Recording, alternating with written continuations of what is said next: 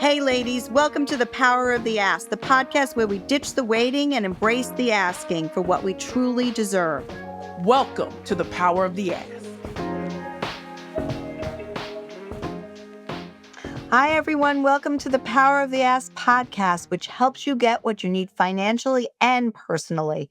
We are so glad you're here today. My name is Lisa Zeiderman. I am managing partner at Miller Zeiderman, and I'm one of the co-hosts with my dear friend, Precious Williams. Thank you, Queen Lisa. As you heard our queen say, my name is Precious Williams. I'm known as the Killer Pitch Master and the proud founder and CEO of the Perfect Pitch Group. Welcome back, welcome back, welcome back. And this week, we're excited to introduce you to Tricia M. Taitt. Now, before we let our guests introduce themselves, we're going to give you a little flavor for this queen. Tricia M. Taitt is the CEO of FinCore and the author of the Amazon best-selling book, Dancing with Numbers, Grow a Financially Healthy Business and Choreograph the Life You Want. I know that's right. She holds an MBA from the Fuqua School of Business from Duke University and a BS in economics with a finance concentration from the Wharton School at the University of Pennsylvania. I told you she was smart. For over 20 years, she's been a finance professional. Half of the time she spent working on Wall Street, while the other half was spent in the trenches, side by side with small business owners. As a result of working with FinCore, clients have been able to take control of their numbers and feel more confident in their ability to make decisions while increasing profits by 10% and building a cash stash to invest in growth. Welcome, Tricia, to the Power of the Ask podcast. Before we dive in, tell our audience something that they wouldn't know about you or that they couldn't pull it up online or read your bio. Hi, everyone. Thank you for having me here, Lisa, as well as Precious. A fun fact about me is I have a passion for dance, and I've been a professional dancer, and I have Broadway credits. I've been on a Broadway musical. Wow. I'll come up a little later. So, Tricia M., looking at your very, very impressive background, Wharton, Duke, Wall Street, entrepreneurship, it doesn't end. It's unbelievable. What have been the biggest mind shift that allowed you to evolve into the CEO that you are today? Um, I could think of a few, but I think and especially because we're talking to ladies. So I have come from a very strong business background, and everyone would just assume because I went to Wharton, Duke, and Wall Street that naturally you'd be an entrepreneur. But back in the day, those institutions prepared you to work in a corporate situation, not necessarily for entrepreneurship. Nowadays, everyone wants to be an entrepreneur, so the way the pedagogy is with business schools is very different. It kind of trains you very differently. But back when I went to school, and I don't want to seem like it was so long ago, it feels like that long ago. But when I went to school, the focus there was on building your function, your skill set, that sharpen your skill set. So in order for me to call myself fractional CFO, I don't feel like I could wake up tomorrow with no finance background and experience and just hang a shingle out there and give you advice, right? I come from working with CFOs at Citigroup. I come from taking corporate finance and, classes on valuation. So I am seriously and deeply a spreadsheet finance person. So when I started my company, I started with the functional expertise that I had, and I felt like I can build a business that I'm passionate about around that. That's the first thing. I think that every CEO should have some level of expertise, but also passion. I'm really passionate about financial literacy. I'm really passionate, especially for women entrepreneurs. I grew up with very savvy women in my life who I've been able to benefit from and have given me the gift of financial education and financial literacy. And that was really important. The last thing that I will quickly say is that when I first started my business, I called myself owner. I call myself principal. I did everything to stay away from the word CEO because it seems so responsible. And you have to have a big business with a bunch of zeros and millions of dollars to call yourself a CEO.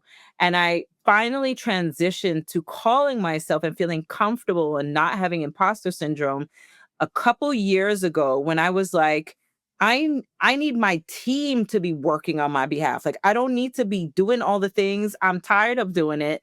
I don't need to spend the energy. My energy is better spent here, there, and there. And so once you shift from being an employee within your business to being a manager in your business to really being a CEO and putting other people accountable, like that's where I feel like the ultimate mindset shift happened in the midst of the entrepreneurship and just sort of getting over yourself from a mindset standpoint. On our podcast, we love when guests share more about their lives and these pivotal moments that totally transform their business, their lives, and their relationships.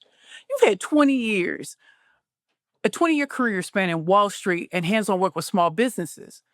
Can you tell us about a pivotal moment where you realized you really wanted to transition from corporate finance to founding FinCore? And by the way, what is FinCore? Okay. So pivotal moment, I got laid off. 2009, financial recession. A lot of people in banks and broker dealers were like me, lost their jobs in 2009. And honestly, it was a blessing from God because spiritually, sit for 2 years, I felt like I was dying on the inside. I felt like the job that I had, I was on this hamster wheel and I had no way of escape. And there had to be a better way and a different way for me to do one of the things I loved, which was financial management. Now, 2 years prior to getting laid off, I stayed a third year or extra year in North Carolina after graduating from Duke, and I deferred a year of employment to dance with a dance master in North Carolina named Baba Chuck Davis. And that reawakened my passion and love for dance. And being a professional dancer was honestly like a dream deferred. And so the mix of that passion and that reawakening in like 2006, 2007, with me being laid off in 2009, gave me the freedom and latitude to figure out what's next. I did not know what I could do, what was possible. All I knew is I wanted to leverage my finance skills to do something that was more meaningful. And I started teaching these financial education courses on behalf of Citigroup. And I remember this one pivotal moment where I was teaching this older woman who could be old enough to be my mother. And she did not know how to best manage her credit card. Like she just didn't. And I thought that I was a given, right? Like, yeah, you should know how to best manage your debt. And she didn't know. And that was like that story will forever stay with me. And I was like, okay, well, maybe I should be a financial education coach.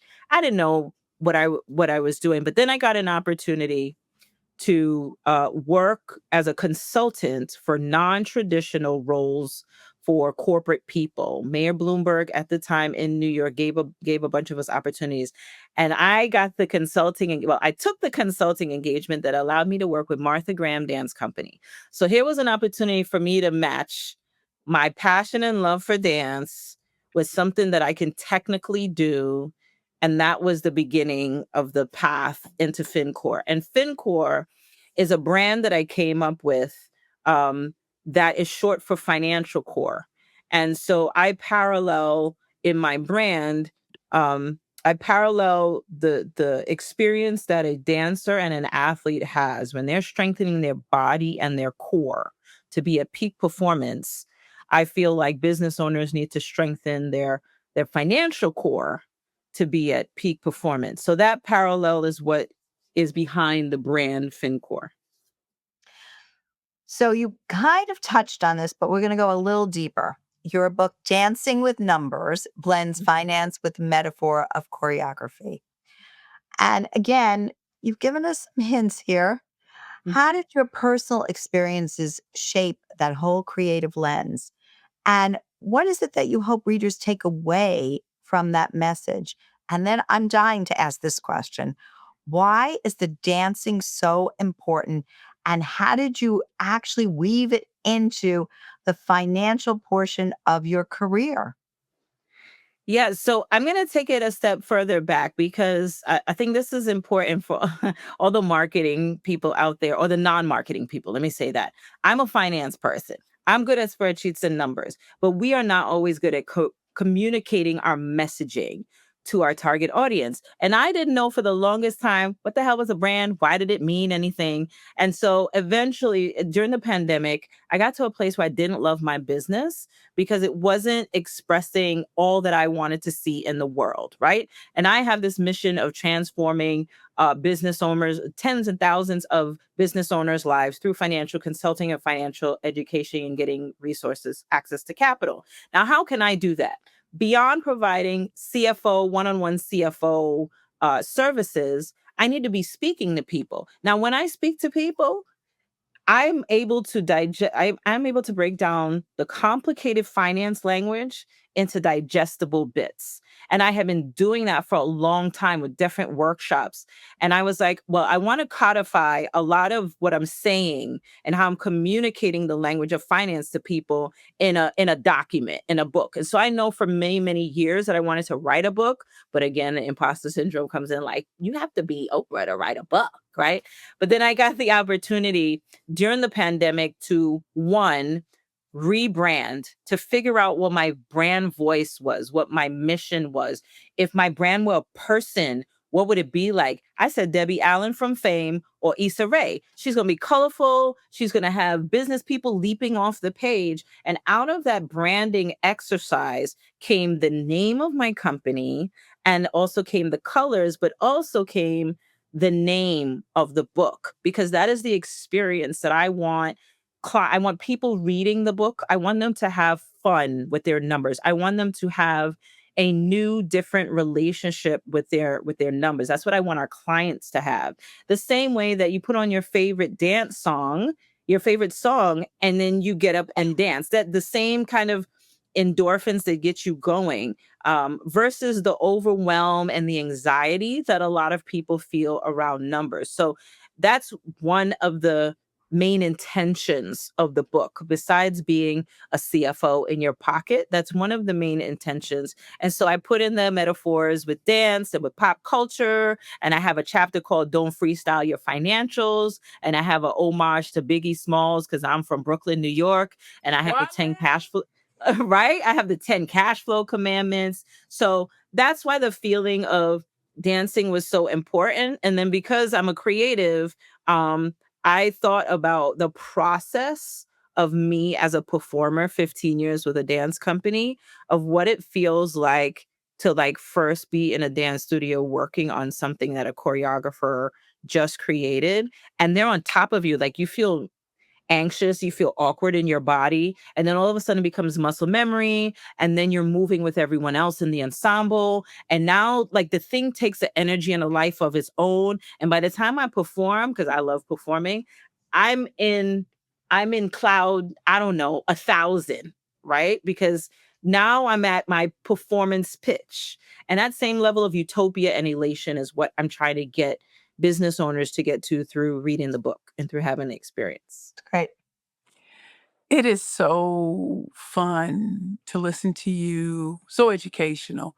As you were talking, Queen Tricia, I was thinking about how I love to watch the behind the scenes of ballet or opera and how they break in shoes and all of these things. Because before you see the magic on the stage, it has to take place behind. And so you work with your clients and they often increase profits by 10% and then they build cash reserves. What's the most overlooked opportunities for profit improvement that you consistently see across all industries? Ooh. Um, well, I'll say first, most people are just looking at the top line, Mm-hmm. right? In their business. They just want to see the top line grow. But I'm going to take this from one of the testimonials of my clients. He said, Trisha, I will forever be a top line revenue guy. But you and your team have shown me that there are other data points that's important. Cash flow, managing your cash flow is super critical. From a profitability standpoint, a lot of people don't realize that bigger profits are the summation of incremental increases, meaning if you have an entertainment or event management business, You need to make sure every project and deal you do is profitable because that will add to the ultimate profitability of the business. If you have an e-commerce or retail business, you want to make sure that each SKU, SKU, each product is profitable to add to the ultimate profitability of the business. So most people just look at the very bottom line, net profit, right? They get revenue minus direct costs minus expenses is net income. They look at the bottom line. And when the bottom line isn't in alignment with industry standards, they start cutting main costs, right? Like payroll or rent.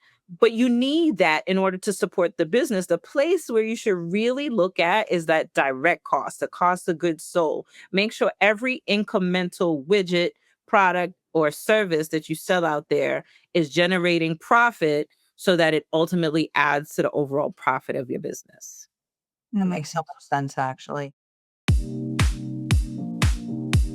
Ladies, are you ready to take control of your future? Do you dream of financial stability, freedom, and a life that truly deserves you? For over 20 years, Savvy Ladies has empowered women from all walks of life to make smart financial choices, achieve our goals, and build a brighter future. We built Savvy Ladies as a community of women supporting women. We offer free financial educational programs, a trusted helpline, and guidance and advice from America's top financial professionals. You can access the financial helpline at savvyladies.org or where you get your apps under Savvy Ladies. Savvy Ladies equips you with the knowledge, confidence, and support you need to thrive. So don't wait. Join Savvy Ladies today and start building your financial confidence and well-being now.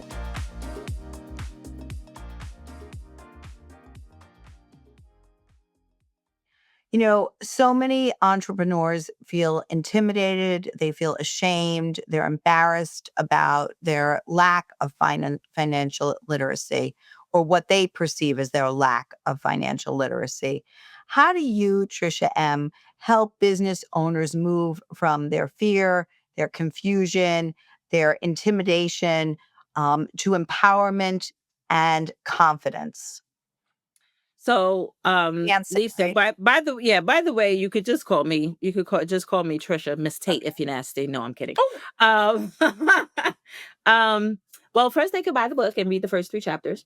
Or so most of our clients are at a stage in their business where they are over themselves. They're over trying to figure it out. They're over trying to prove to themselves that they were good at math so they can do their own bookkeeping. And by the way, math and accounting are 2 completely different things. If I had majored in math, my GPA would have been much better than it was. But no, I decided to major in finance and make my life complicated. But in any case, one of the things that I have done in my speaking engagements, I will say that being an entrepreneur, no, particularly as a fractional CFO, I have strengthened my emotional intelligence muscle because I know numbers are so tied to people. If I tell somebody, some people, you tell them their numbers are bad, they feel like they are bad and they did a bad thing.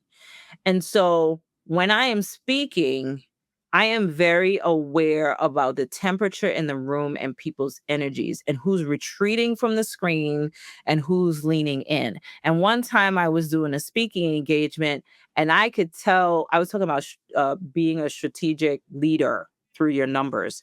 And I could tell that this woman got very like emotional. I could like see it in her face and her being. And she said, you know, I don't like looking at my numbers because I'm afraid it's going to ebb and flow. Like I'm afraid it's going to be up and down. And I said, it seems like there's more to that story. Would you allow me to go deeper with you? In the space we were in, is a bunch of women, all women of color it just happened to be. And I said, would you allow me in this audience to go a little bit deeper with you? She was like, all right. I said, when was the first time in your life you saw money ebb and flow? And she gave me a story about her childhood and her stepdad and the stepdad and the mom, just the monies weren't consistent in the household. But then she met her biological dad and he had a fabulous house in Long Island. And she wondered, how come I wasn't good enough to get that? But she loved her stepdad. She just had the experience of the toll it took having ebbs and flows inside of her life. So she's now tied that experience from childhood and brought it into her business and is afraid to look at her numbers. And I said, okay, have you ever made that connection between the two things? She'd never made that connection. And so what I implore people to do is think back to their first memory about money. What was the lesson and who taught it to you? Because according to Financial Therapy Association or financial therapists, our money lessons are formed by 7 years old. So you imagine your 7-year-old mindset about money is being brought into your business as a business owner, and you think, oh, I'm just like this. No, you're not just like this. Retrace, go back to your earliest childhood memories, identify, point it out. Now, what you do with that information, once you've made that awareness, is what can transform your life. If you work on self-improvement or therapy or whatever it is, I would tout the Financial Therapy Association because I also know the president there. That can help with the empowerment and the confidence, just the awareness. And I did that. I asked that question of all 20 business owners in my book that I interviewed. And it was it was amazing and enlightening, their responses, but also to see their aha moment of making that connection. Let's see the book again, one more time. One more game. Here it is. It's on Amazon. Dancing with Numbers. Yeah, By it's an Tricia M. ebook. Taitt.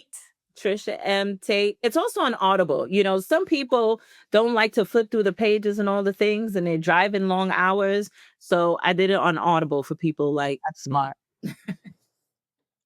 Queen, that was very illuminating what you just said, because I definitely just made some connections I never made before. If you don't grow up with money, you say, oh, well, that's just where it comes from. But that there was a particular memory that just popped up in my head. I was like, and sometimes it's right there. It's right there. It Yes. is. My mother had 4 children, and my father was and still is a drug addict, and she had to carry the load by herself, rent and everything, and so it was a very chaotic life. And I'm looking back like, I have no children. Mhm. There's not a husband next to me. And look, that's not bad. What I am saying is it definitely shows me why I like peace so much more now. But it also, I remember sitting in this gentleman's office, and we're going over my numbers. It wasn't a dancing with numbers moment, Quinn. I have to be honest. It wasn't a dance with numbers moment. But I remember just staring at the numbers on both screens and feeling really bad. Hmm. And he's like, "What do you feel bad?" I said, "Because I didn't know this was happening." He said, "The only reason you didn't know what was happening is because you were still making money." Most people can't say that. You still made it not knowing that some of the things that you had paid for weren't paying off because you were so busy you weren't paying attention. He said, "That's the only thing that saves you." Now that you're going to be aware, it changes everything. So thank you, Queen. Yeah, it's information. It's not there to make you feel bad. Yeah. It's there to be information. So now you make a decision Yeah. to course correct or stay the same. But now you have the information. And so that's why I try to get clients and even people that I'm speaking to in an audience, I try to get them to focus on the fact that it's information. Hmm. And you can do something with it. And you could do something with it. It's not there to, and if you're having a feeling, it's not the numbers, it's something else, right? So explore, be curious. I'm in a constant professional development, personal development search with myself. So I hope that adults are always in that sort of childlike nature. Children are always curious. And I think we get old and we get stale and we're just like, I'm just like this. No, you're not just like this. You can change. Well, I've been blessed to hear you, and I've been blessed to hear you guide an audience into dancing with numbers in a way that doesn't feel overwhelming. But I also know that when you're dealing with, business owners, they're making major financial decisions. How do you balance the tough love with compassion? Especially when there are so many who are like me, our identities are deeply intertwined with our business. How you been able to do that? Well, part of it comes from me, right? So I mean, this is how I show up. I'm a Brooklyn native. I'm a first generation American. My parents are both Caribbean, and I grew up with a lot of boss ladies, right? So we I do. communicate love a little tough, with a little bit of honey. And so this is what I bring into my business. Now, my other CFOs and the other team, not everybody operates like me, but a core value is financial education, right? So no matter how I push you or I challenge the business owner, especially so here's the thing.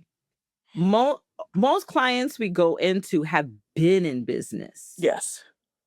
5, 10, 15 plus years and without a fractional CFO. So I get a little bit of, even though they hire us in, there's a moment where they're like, wait a minute, we've been doing this way all these years and I never had anybody push back on me.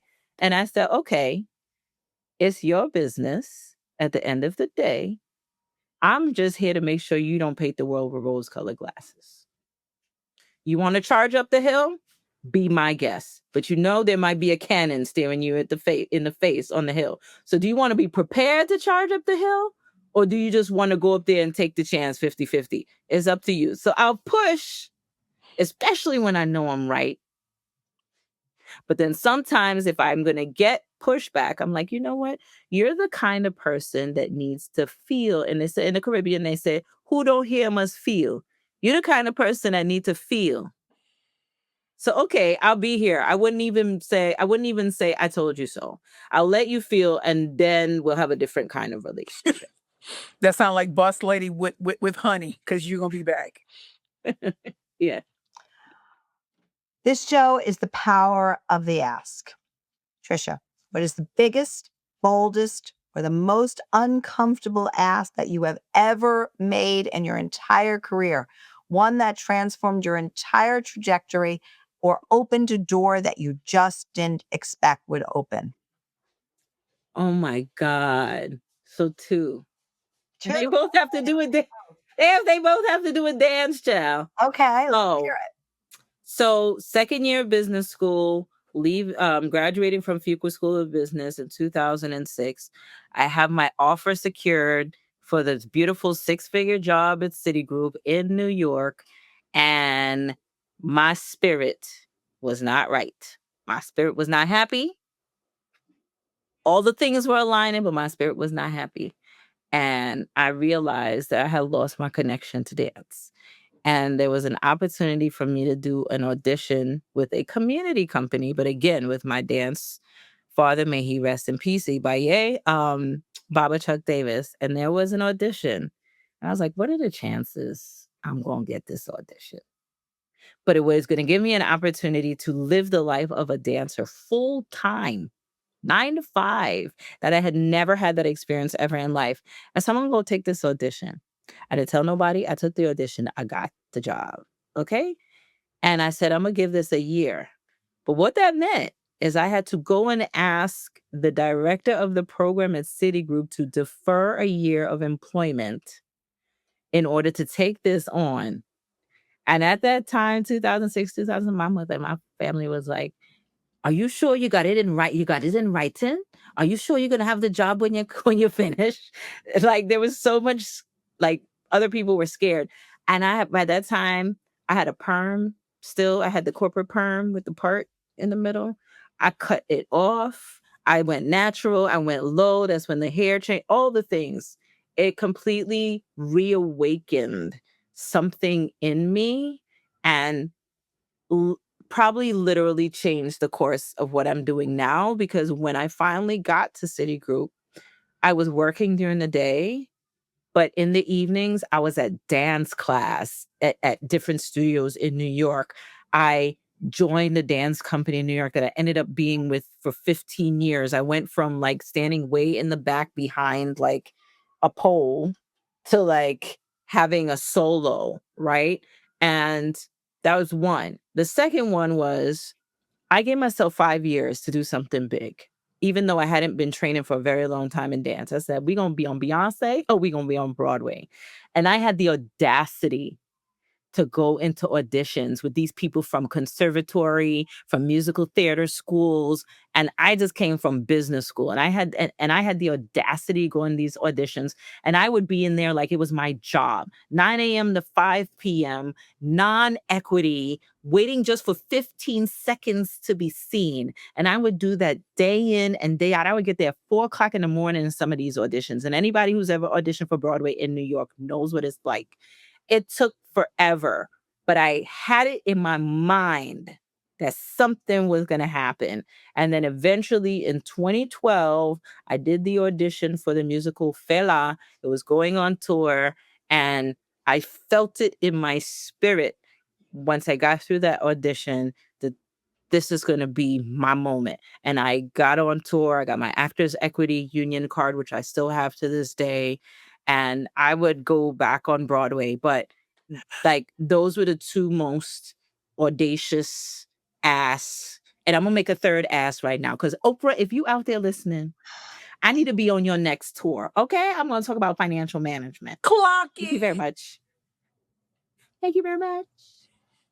Well, all right, ladies. Now that right there, chef's kiss.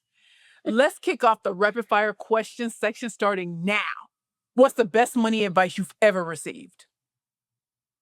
Oh, my grandmother used to say, for every dollar you make, save 60 cents and use 40 cents. Okay. European vacation or Caribbean? A mix. Like, I'm from the Caribbean, but I like exploring. I like different foods and stuff like that. So a mix. What's the song that instantly boosts your moods and gets you dancing? Oh my God. Mama say, mama sa, mama kusa, mama say, mama sa, mama kusa, mama kusa. Pretty. That's pretty young thing. Michael Jackson. Pretty young thing. Repeat after me. No, I knew it. I thought that came from another one of his songs. That's why I was like, Yeah, I thought so too. You're right. If you could wanna have be dinner starting with something. That's what it is. It's want to be starting something. That's what that is. Yes. You didn't want to be starting something. You got to be starting something. That's what you want to be. That's the song. Be starting. You're right. It's not pretty young thing. If you could have dinner with any historical or modern figure, who would it be? I'm gonna say to Maya Angelou and Oprah Winfrey. Okay. Now I'm going back to the first one. Yes. You know, Lisa was also finance myth here forever. What would disappear forever? Not that it would disappear forever, but it should be elevated. So people say cash is king, cash is queen. Cash is everything. Okay? When you're running a business, if you ain't got cash, you can't keep the lights on. It's the whole royal flush. All right, Queen Tricia. Here's the question. Here's the last question we ask of all of our guests. Why is the power of the ass so crucial for women, especially financially? Any sort of platform, book material that is focused on women being empowered around their money and their finances, I think should be celebrated and elevated. I personally have a mission to transform the lives of women entrepreneurs through financial consulting and financial education, because a lot of us are the source of wealth and of wealth generation and legacy building. I come from a wonderful family of strong women, some who had husbands, some who didn't, and they were able to do it and they were badasses. And it's only because somebody poured into them or something poured into them and they continue to educate themselves. And within my book, I talk about the research around women entrepreneurs and how less than 2% of us get to $1 million or more. And one of my assertions in the book is that we have, I don't want to say underperformance in our business, but we have constrained performance in our business because of the lack of financial literacy and lack of financial empowerment, amongst other socioeconomic issues in our nation and in our world. But I think that is one that requires a lot of attention, continuous focus. And so I hope you all continue with the power of the ask with savvy ladies to do what you can in every way that you can to pour into women and to teach them all the financial lessons that they can. So hats off to you. I'm committed to it. I'm part of the mission. And yeah. Didn't I tell you that the guests that we bring on the Power of the Ass podcast, powered by Savvy Ladies, they are getting better and better and better. Queen Tricia, you did something today that we're so blessed that our guests do. You start #money conversations. There were so many pearls of wisdom that you dropped that we're hoping that families are having together, mothers to daughters, mothers to sons, fathers to mother, or just families or friendship groups, networking groups can have. So thank you for dropping it like it's hot on our audience. And if you enjoyed this episode, you know you got to keep coming back, coming back, coming back. So watch, subscribe, comment, tell a friend to tell a friend of what? Tell a friend about the Savvy Ladies Power of the Ass podcast. We would love to have you. And as always, Queen Lisa, it is an honor to co-host with you and to Queen Tricia. Thank you so much for showing us how to dance with numbers and dance all the way to the top. Thank you. Thanks, Tricia. Thanks, Precious. Jazz hands. Bye, everybody. Thanks for joining us on this episode of The Power of the Ass Ladies. Don't forget to like, review, and subscribe to spread the love with #PowerOfTheAsk.